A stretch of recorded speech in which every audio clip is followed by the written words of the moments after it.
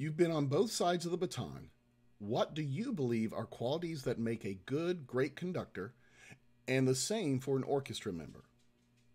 Okay, for a conductor, it's empathy. You have to understand what the musicians are going through, what their thoughts are. If they can't make a rehearsal because their child's sick, you have to respect that. There have been conductors that I've worked under that show no empathy. It's their way or the highway. And those are people I really don't want to work with again. One time I was at a conducting clinic, and I was supposed to conduct Candide. And I did conduct Candide. But not all the instruments were there. The person in charge of it insisted on only having a certain amount of musicians. String section, of course. You had 2 flutes, 2 oboe, 2 clarinets, 2 bassoons, and I think it was 2 trumpets, 3 trombones, but the third one also doubled on tuba. And my piece called for more than that. As a matter of fact, it called for 3 trombones and a tuba, but the person didn't want to do it. And when I approached them about, are we going to get these musicians? He just shrugged, no, we're not going to, and walked away. And that's someone I really don't ever want to perform with again, don't ever want to work with again. They don't have empathy. They don't respect the musician. Now, same for an orchestra member. Not empathy, no. But an orchestra member needs to have their part ready. Think of it as coach on a basketball team, and the orchestra is the basketball team. When I got on the Trickham Middle School basketball team in 8th grade, woo, they gave us a book of our plays, and we had to go home and memorize them. And I did, because I wanted to be ready on day 1 for that coach. And that, to me, is what the musician needs to do. I don't expect them to know all the music. No, I don't. But I do expect them, if we are playing a piece and there's a hard section, I expect them to work that hard section and be prepared the best they can for the next rehearsal. If I could have a master class with any conductor, who would it be? It'd be 2. Dudamel, Gustavo Dudamel, who's with LA Philharmonic, and Leonard Bernstein. I've seen both of them in master classes on YouTube, and I just love their teaching style. Now, there is a third that I've always loved working with, and that's Robert Rumbelow. Dr. Rumbelow, need to address him correctly, is out in Texas. He was at Columbus State, and every year he'd have a conducting workshop. And his approaches have just transformed me into the better conductor that I am. And I've always thought, man, I wish he'd do some more. I'd love to go back and work with him. Guest artist from anywhere at any time. Okay, I got 2. Number 1, let's pull George Gershwin in to do Rhapsody in Blue with us. That would be awesome. Because also the Rhapsody, the original manuscript, is flawed. There are cuts, there are this, there are that, and no one documented what was performed the first time. Were some of these things that are in the score performed the first time and then cut before it was published? Were they cut before the performance? We don't know. So I'd like to do Rhapsody in Blue and do it the way George intended. And let's see, alive. Oh, Bob James. Bob James wrote the theme from Taxi. It's better known as the song Angela. And he's written a concerto for piano and orchestra. And I've looked at it, and I'm real tempted to see if he could do that with us at some point. Got an addendum, and it's a third pianist, Andrew Blinderman. Andrew is up in Chicago. He's the person I worked at the farmhouse with, and Andrew's a wonderful performer. He and I have done the Rhapsody before. We could do that. We could do something else. Andrew's just a great performer. If you could choose any piece to conduct by any composer, what would it be? There are 2. And the first one I'm not telling you. Nope. Come to our spring concert, our 50th season. You won't be disappointed. Now, the other one, I would love to do Bernstein's Symphonic Dances from West Side Story. I think it's just a little bit above where we're at right now. I hope in the future, but I think it's just a hair above. but it's a great piece. Go listen to it. What about a community symphony appealed to you to conduct since you are primarily a choral and band director? Many facets on this answer. And the first one's going to make you go, huh? I love to conduct. I just want to conduct. Yeah, you're all saying, well, why don't you go conduct a band or chorus? I thought about it, but I love the sound that you can get from a symphony. Dan's on number 2. We just did it in concert for a fall concert. If you go listen to a band do that, to me, it's just not as exciting. It's not. It's a good piece, but it's just not as exciting. Now, truth be told, right before Susan Dinwiddie called me and invited me to come join the chorus and finally the principal trombone of the Athens Symphony, I was this close to starting a men's choir. I've always loved the sounds of men's choirs. They're awesome. I think it's the best sound of a choir. It's just that wonderful blend.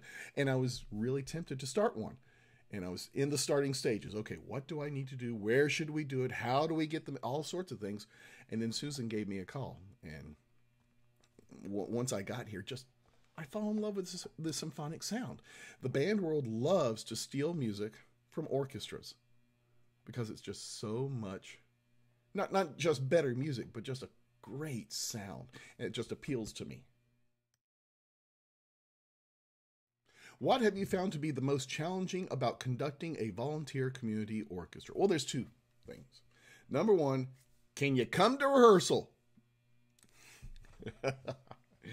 Getting everyone there for rehearsal is the challenging thing. When you have 90 people in chairs, you're going to be missing 1 or 2 or sometimes even 5. And the bummer of that is it was my first season and I was doing the Overture to Cavalleria Rusticana. And I remember there was this second violin section. I'm like, I really need to rehearse this. So that night I go to rehearsal and I'm missing 4 of them. And I'm like, okay, we'll do it next week. Next week comes, we're missing 4 or 5 others. And so that was a little bit of a struggle to do.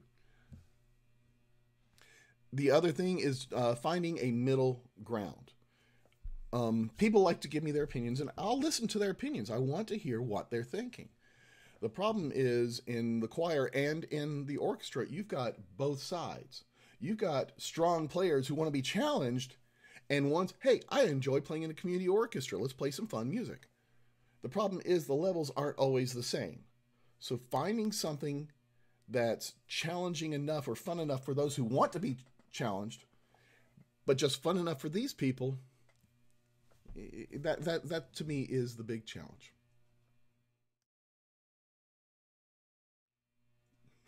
What are my goals for the symphony as we move into a new era? I got interviewed by the Red and Black last week, and when I'm talking to people about symphony, when I'm talking to them about music, I relax. I'm not prim, proper, nothing like that. And that the same question got asked in that interview. And the answer is, number 1, get high knees in the seats. And yes, I said that in the Red and Black, and I was embarrassed once I saw it in print. I probably shouldn't have said that word. But then again, my wife did remind me that's the word she uses for her little kids at church, so I'm safe. That, and to make us a little more modern, and even more out there into the community. When I say modern, yeah, we're going to do Mozart, we're going to do Beethoven, we're going to do all that stuff.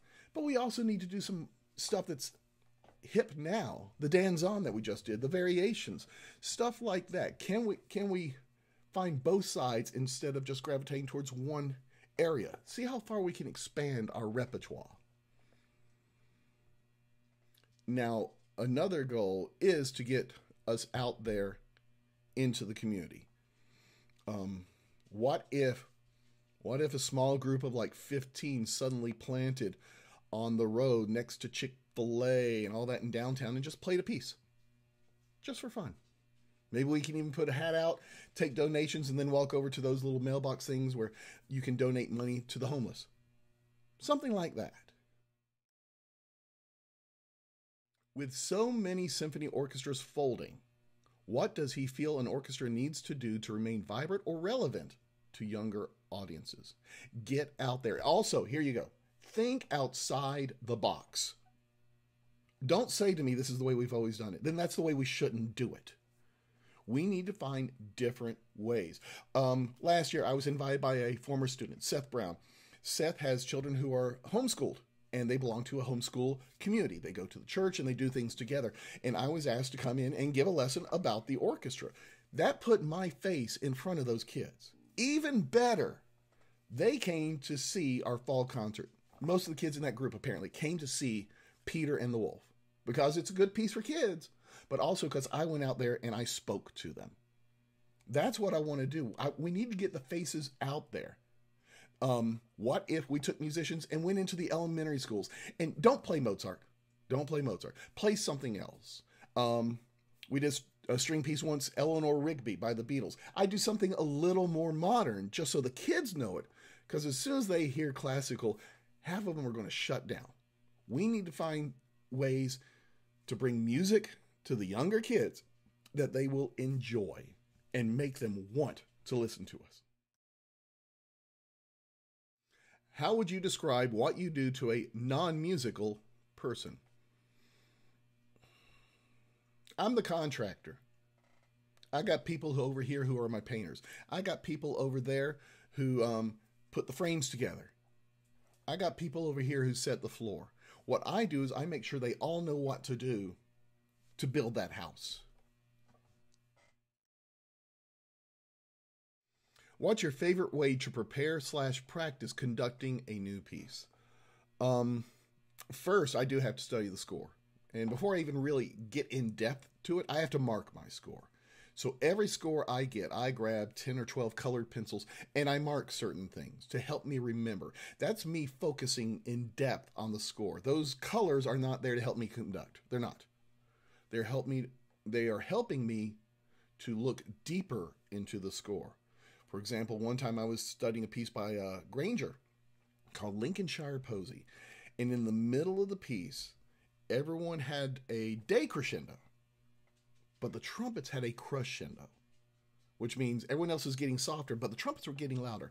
And that's not always the norm. And I probably would not have noticed that if I hadn't delved into it. After I do that, I try to listen to recordings. Now, here's where I'm not sure what you're asking. To conduct a new piece. In other words, has it ever been performed before? Is that what you're asking? Or just new to me?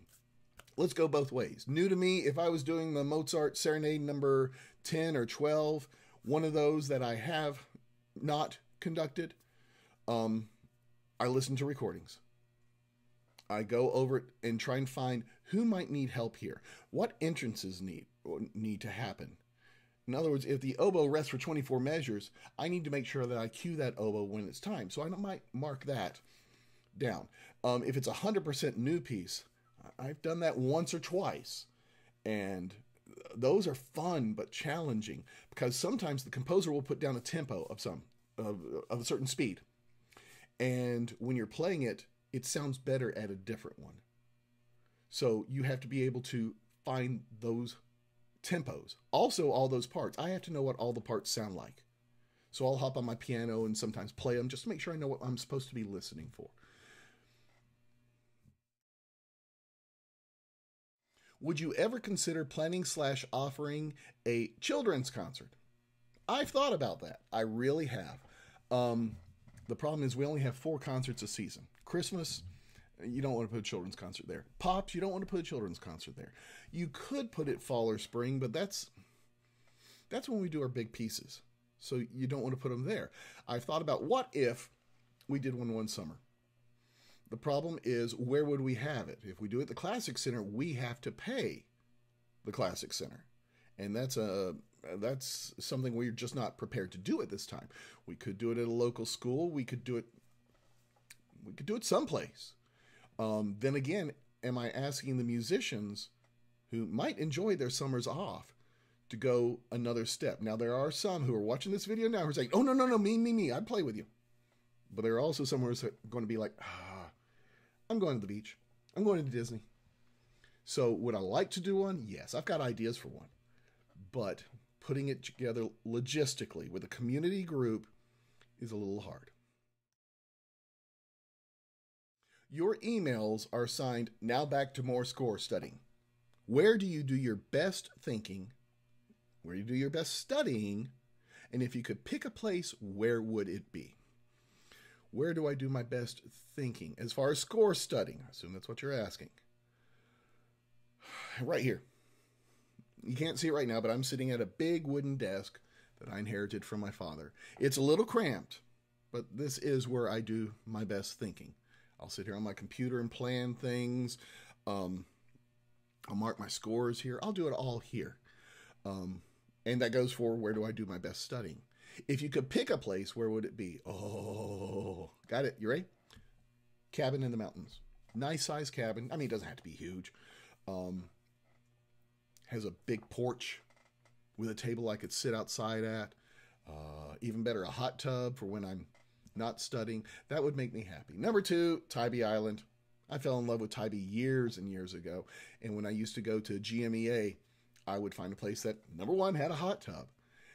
But now if I was looking at it, I'd also try and find a place that's not loud. Not a condo. A little house where I could just be.